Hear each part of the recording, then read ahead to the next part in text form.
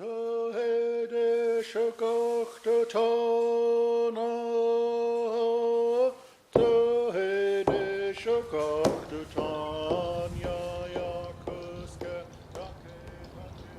name is Anna Brown Ehlers. I'm from Juneau, Alaska, descended from Klukwan in the heart of the Chilkat Valley. I am Ganakhtidi from the Whale House in Klukwan. My name is Chilkat in the Chilkat language, which means big proud woman, and I'm an NEA Heritage Fellow. Well, I'm a Chilkat blanket weaver. Chilkat weaving is the embodiment of the Chilkat culture. What the Chilkat symbolism does is describe who you are and what tribe you are from, what clan you are from, and your affiliation with a certain region in the state of Alaska. Chilkat is our connection to the land. It's not our ownership of the land, but it says where we're from and who we are and our connection to that place. There are a variety of supplies I need to start Chilkat weaving, and one of them is mountain goat wool.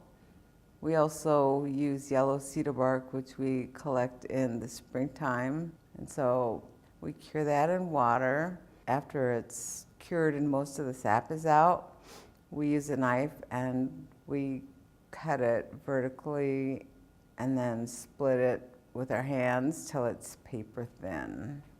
And after it's paper thin, then we strip it like linguine, and we can use that basically forever once it's all prepared. When we want to use it, we reconstitute it in water and split it by hand on our thigh to make the warp, which is the inner core fiber of the Chilkat blanket. Once that is all done, which could be several months later, I take the warp and hang it on a simple crossbeam loom and then start finger twining. Once you start, you have to follow through to the end, because it's not for you, it's for everybody else. Well, I wanted to weave when I was a child, but Alaska became a state when I was 4 years old in 1959. And my dad's brother, Roy Brown, was in the parade, and he wore a Chilkat blanket. And when I saw the graceful movements of the fringe, and I just became intrigued with the designs. And at 4 years old, I decided this is what I wanted to do. Jenny Clenott got word that I wanted to do the Chilkat blanket weaving. And so I went up to Klukwan, and she started showing me how to spin the wool. And then I took the wool and I went back to Juneau, and I spun enough wool to make a vest, like a Chilkat vest. And then I wove the back of it, and then I went back to Klukwan, and she said, "You're just like me." She couldn't believe I did what she said. So the blanket behind me is 8 feet wide and 7 feet high. It took enough materials as 2 full Chilkat blankets. And all in all, it was 8,000 hours of work. The killer whale was designed by William Burkhart out of Sitka. They gave me permission to make this big weaving out of it. Starting from 1980, I've made probably hundreds of weavings, and a lot of them are gifts because you have to give back. I feel like by giving back to the culture,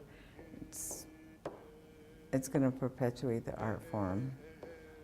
For me, receiving the Heritage Fellowship from the National Endowment on the Arts means to me that our people and our art is recognized on a national level. And that's why I've worked so hard all these years to carry on the tradition and teach the tradition. I don't really think of myself when I'm doing my weaving. I'm just thinking of the people past that went before me and how lucky I was that I was born where I was and got to learn this. I mean, it's a privilege to be able to carry on this tradition.